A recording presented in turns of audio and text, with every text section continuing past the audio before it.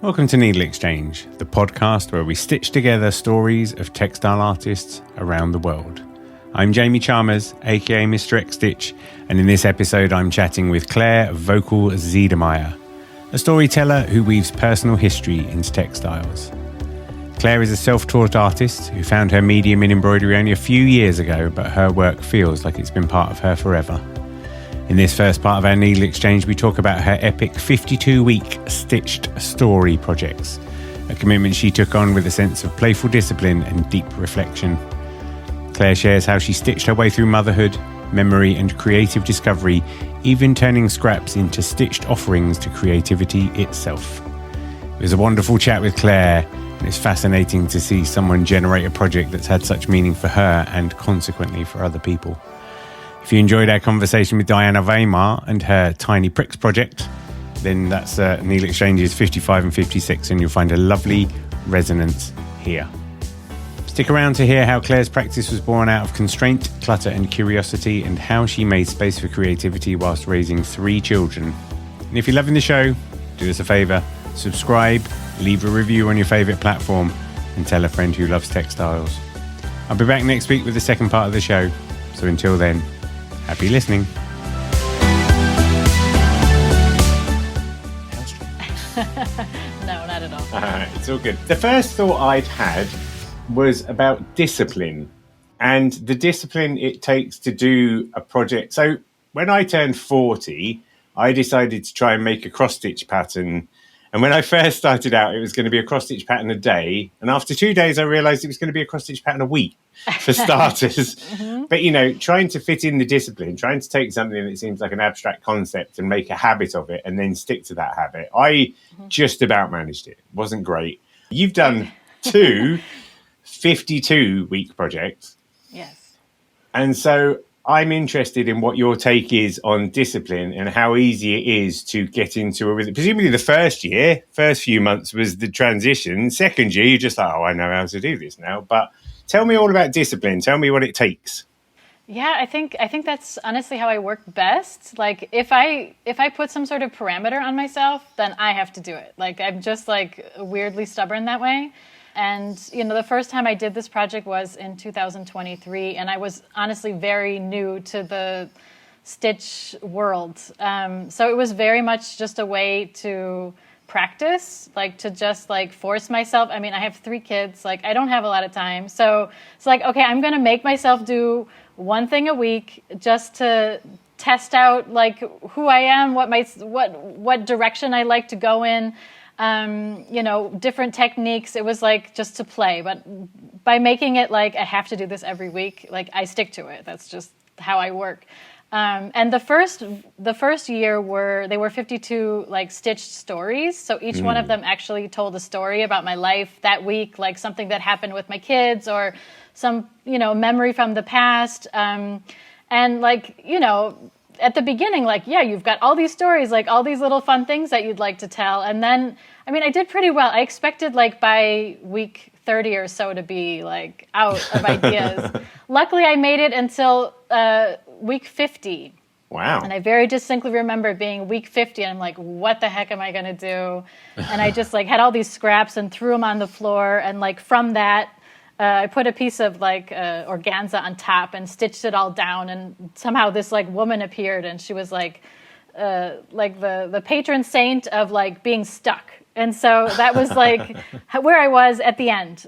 But there's something nice about like that rhythm, and I really liked it and knew I wanted to do, well, actually at first I was like, I'm not doing this again another year, forget it. But then decided actually I do want to do it, but I'm going to make it easier for myself. So what I did the second year was I made, like, at the beginning of the year, I made a jar of ideas, like 52 ideas. Actually, there were 55 in case I picked one that I didn't like. So I did these 52 ideas, and every week I pulled one from the jar. And the second year, they were, like, really tiny. And I really meant them as offerings then, like offerings to that, like, you know, goddess of creativity and being stuck. Like, I'm going to make these just as a way to like keep going, keep practicing. The format made it easier. The fact that I had the prompts made it easier. And some people even like did it along with me on Instagram, which was like really, really exciting to see different people's take. I mean, even one of my friends did it like in knitting. Like it was really an exciting project. So, and now I'm in the process of like offering the offerings, which is a whole nother level, and like giving them away. So that's the next dimension, which is really enjoyable. Did you find after you finished doing the second round of weekly tasks that you have like this echo? Like maybe there's this sensation that you've got these deadlines that aren't there. I remember like in between us having a dog, I'd be going, oh, I don't have to walk a dog anymore for a couple of weeks or whatever. Did you get that? Yeah, there is definitely a freedom of like, wow, now I can breathe. At the same time, it was almost too much freedom. It's like, well, now what do I do? It's like, now I want to work on something really big, but what? And I have so many ideas, like, where do I put my focus? Whereas before it was like, I had this little thing I had to make every week. And now like the kind of wild abandon can also make it hard to find a direction to go in. It's so strange, isn't it? Because it's the way like capacity builds. Because as you said, you've got 3 children, so slotting in a weekly art project seems daft enough in the first place. But then the fact that afterwards it's like you've built, I don't know what the capacity is, but you've built it somehow, haven't you? You've just got this extra space to play in. How do you fill the time now? Well, now I'm just working on other things, bigger things, like quilting big things rather than tiny little things. I'm one of those people that has to be keeping my hands busy, especially in the evenings. Like after the kids are in bed, I sit and I make stuff. And I used to be a knitter for many years, so that's what I would do. But I was never a creative knitter. I was like a purely like following patterns, knitter. So it was like discovering the stitch world and realizing like I don't have to follow a pattern. I can like make whatever I want. I can use stitch to like express myself, and that's like what totally made it take off for me. Was that a bit terrifying? Like I've done cross stitch and I've done freeform embroidery, and sometimes the amazing freedom you have can feel a bit overwhelming.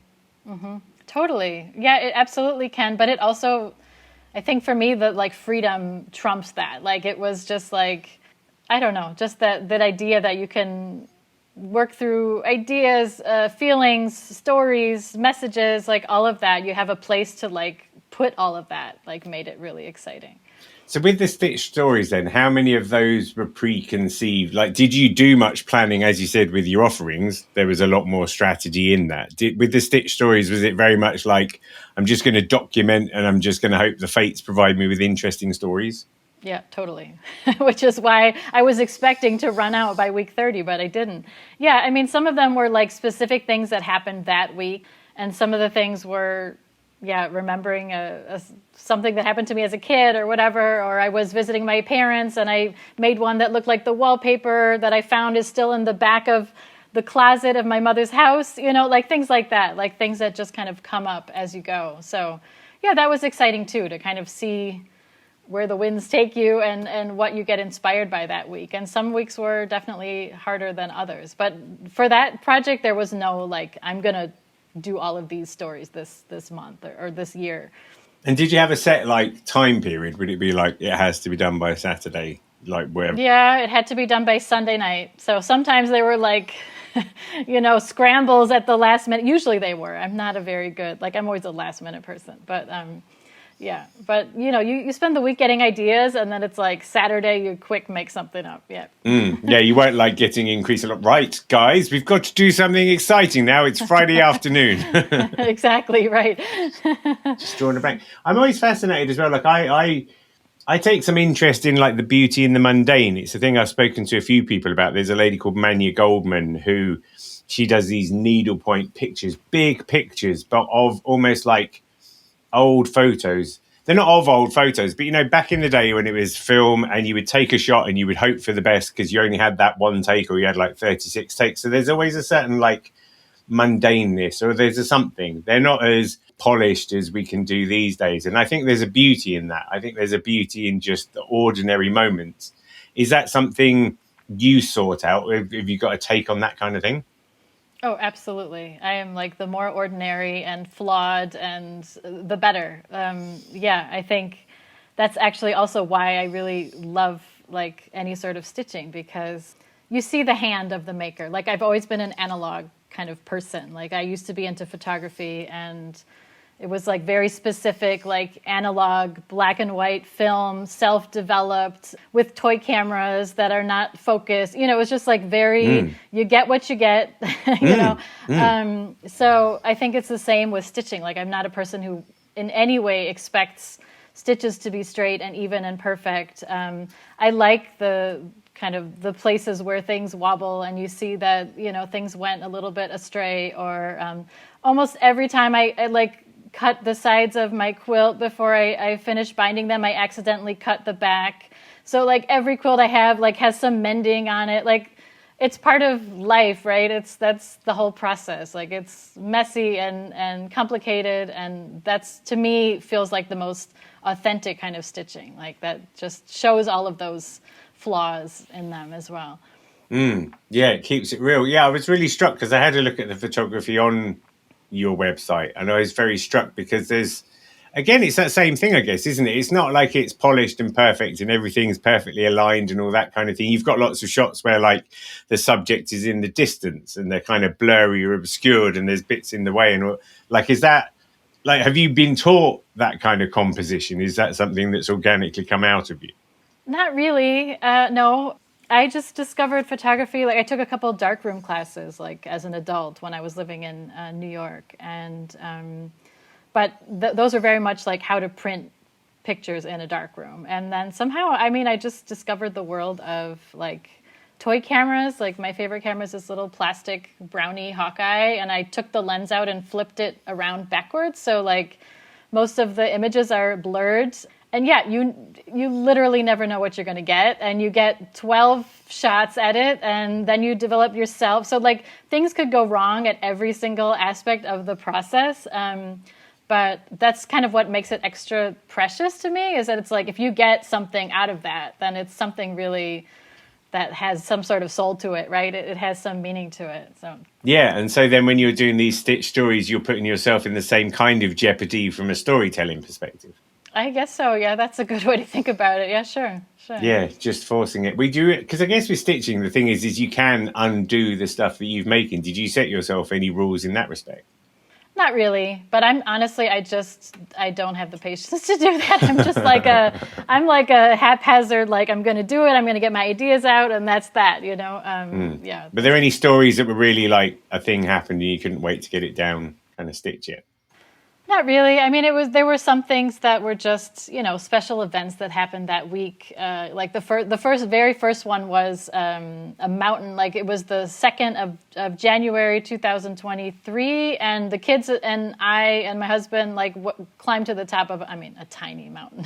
My kids are not that old. Like a tiny mountain. But it was a big deal for the kids, especially because they had never done that before, and for me because, you know, I'm from the Midwest. That's not usually my thing, but it was like a really special event, so I wanted to, you know, get that down, like immortalize that. So there were fun things. Or we took down the wallpaper. Sorry, wasn't wallpaper. It was like hand painted clouds on my kids' bedroom. You know, we renovated the house, and the kids moved out of their like childhood bedroom, and so we painted over the like clouds that we'd painted on the wall, and so I made one like immortalizing their silhouettes against their cloud wallpaper or wall painting. So it's things like that, just to preserve moments of life. And where do you keep them? Oh gosh. Well, some of them are on the wall. Some of them are, and some of them are in closets. One of them was just shown actually in Wisconsin. My teacher kind of and mentor, Heidi Parks, had an exhibit, a mid-career retrospective of her work. She's a quilter and artist. And she invited some of her students to participate. And so she picked one of my stitch stories. And so that's right now in Wisconsin at my mom's house. But it has been hanging in the Wisconsin Textile Museum there in Cedarburg. So, yeah, you know, and that one before that had been like literally buried in the closet. Like it was kind of dented on the side. I had to like clean it up. I didn't ever expect it to be pulled out to hang in a museum. Yeah. And now held in a private collection is what I'm hearing. That's how we refer to it, isn't it? Yeah. It's always funny because I did a project, when was it? 2017, 2018. This we stitched baubles. It was a crowdsourced cross-stitched bauble installation, and a lot of the baubles were put on a Christmas tree that was 20 foot high, and it spent like a month and a half outside in the winter weather. And it looked beautiful. It was a real like layered thing, because you'd see this tree and then you'd see there were baubles, and you get a bit closer and then you'd see that the baubles were like hand stitched with like a bauble design. They were all in hoops. And then when you got a bit closer, you could see there were tags, so you could discover where all the things that came from. But at the end of this process, you end up with a lot of quite funky sort of cross stitches that have been out in the winter weather and that sort of thing. And then it's always like, what do you do with them? They are now safely in a bag in my loft. I think so. Okay. Do you know what I mean? But sometimes you're like, well, actually, I purpose-built a museum in the back garden next to for those. But with the offerings then, you're setting them free. How does that feel? Mostly great. I mean, you know, with the Stitch stories, I think it's more complicated because most of them are stories about me and my life. And so, yeah, they're very weighted. Whereas with the offerings, like they were always meant to be offerings. Like they were always meant to be given away. That was kind of the point of the project. So, yeah, I mean, I already started giving them away to people who participated with me, which is a wonderful feeling to, you know, give some gratitude to people who were along for the ride. And yeah, there were a couple, I have to admit, there are a couple that I was like, I can't give that one away, only because they were like, well, two I made for my kids. So I think that counts, right? I'm giving it to my kids. Like one of them has my kid's tooth in it. Like I'm not going to give that to a stranger. That's an unusual present for a stranger. Yeah. But there were a couple that I just felt like I had to keep because they were about like family members that have passed away in the past year. So, but there were a couple weeks that I made extras, and I added a couple extras because again, with my like stickler about self-drafted rules, like I have to give away exactly 52. So, yeah, so I feel good about it. I'm very flattered, like, and honored that people want them and that I can, you know, disperse them around the world. I sent one to Australia recently. I think that's really exciting.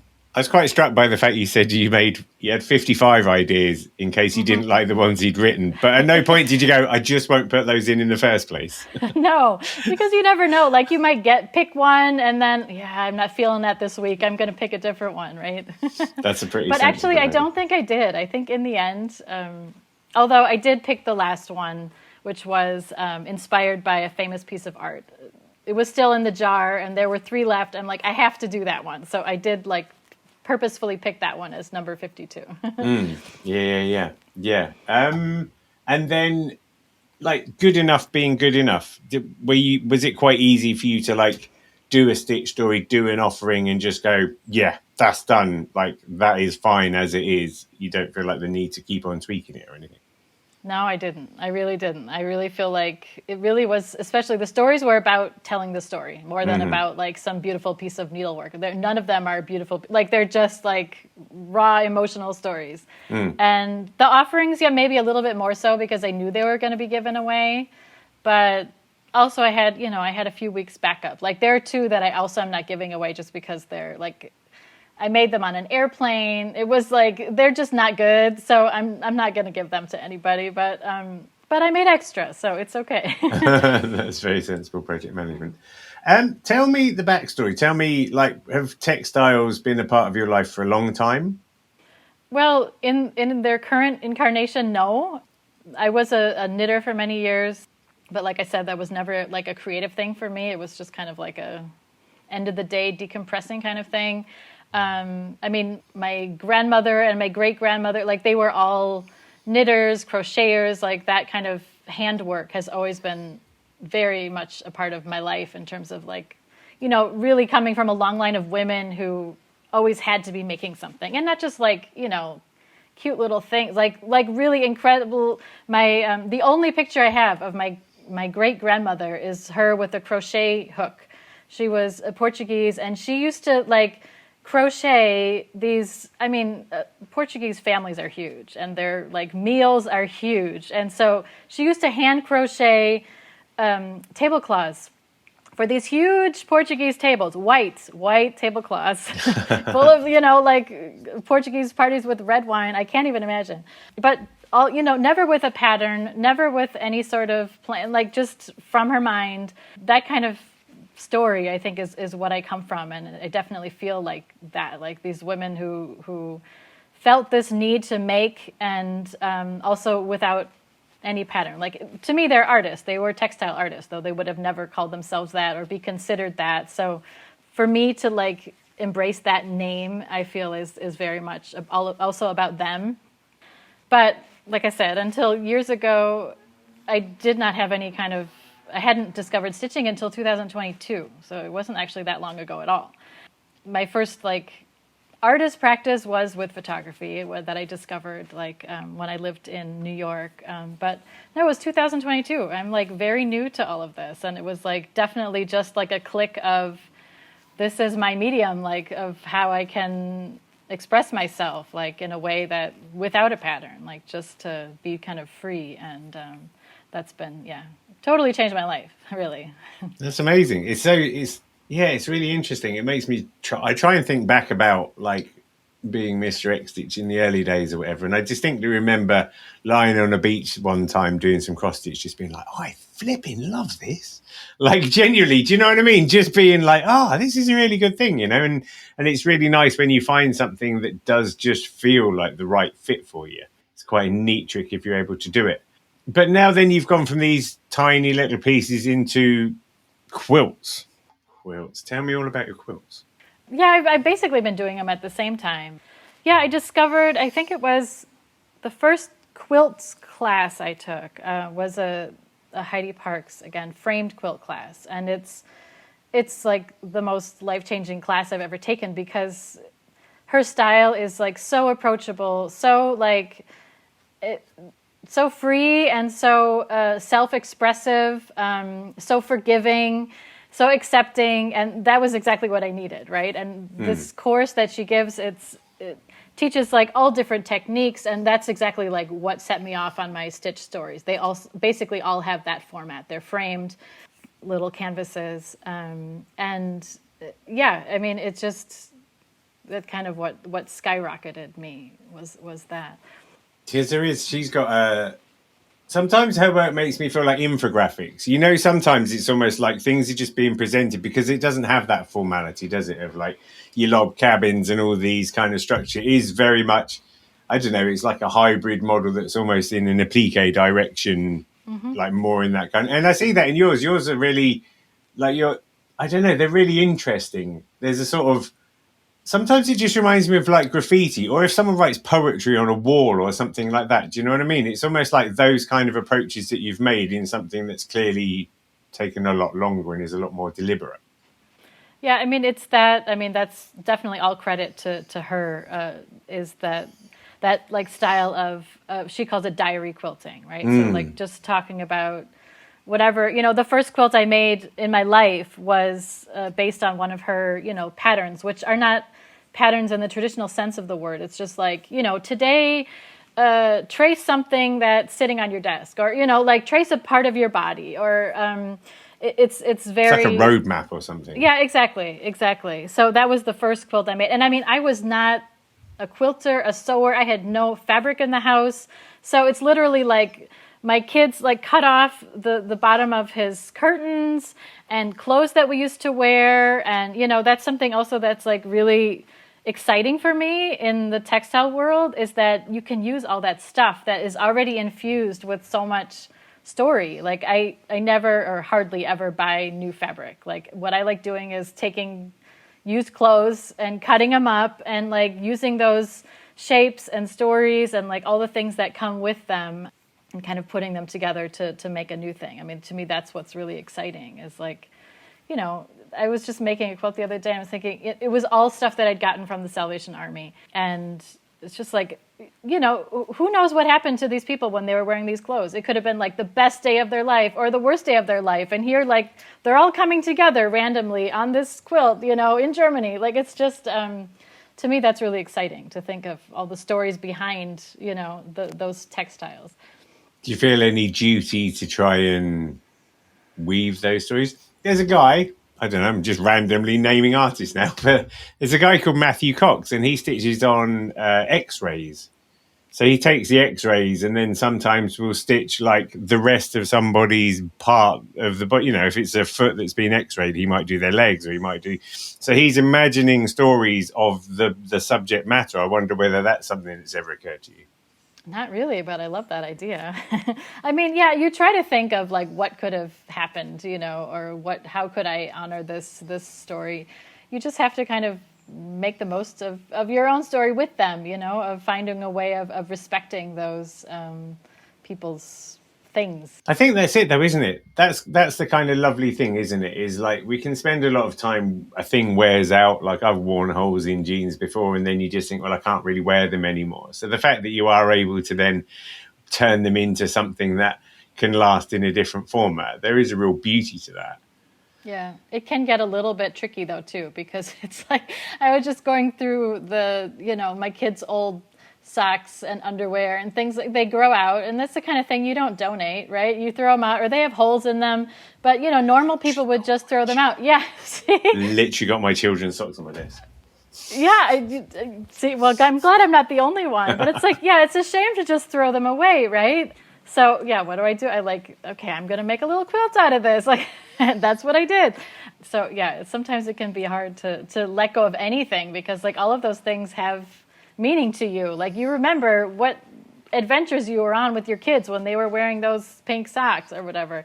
So it becomes hard to like let go of any of that. You do have to be quite mercenary, don't you, sometimes? Because yeah, there's definitely outfits and you're just like, oh, a little baby grow or something, and you're just like, oh, that really has meaning. And then you sit there and you go, how long can I have just random baby clothes up in a box in my loft or whatever? It's the same with these socks. Like, I am going to get rid of these socks. They happen to be on my desk because we have to go through a process. And I don't know if this is the same with you. And it's even more so when it comes to like the pictures that they draw. If you have to just remove them to a sort of oubliette, a place like my office where they might forget about them over a couple of weeks, and then we can get rid of them properly. Because woe betide, there's been times when my daughters have come in and gone, I found this in the recycling, like some half-coloured in piece of thing or whatever. Oh, yes. I'm well aware of that. Do you think like upcycling, do you think like making quilts out of some of the things is like a pass where you can go, well, look, darling, I remember I made that thing over there. Yeah, totally. That's why I have like a whole stash of their stuff in the like their favorite T-shirts or whatever. I make them pillowcases out of them because it is a shame to just throw that stuff away. I mean, yeah, in this day and age, you can just take pictures of everything. Especially that really helps with the drawings, right? I'm just like, I'm just going to take a picture of it and then we can put it in the recycling, right? But yeah, I mean, you do kind of want to just preserve those things.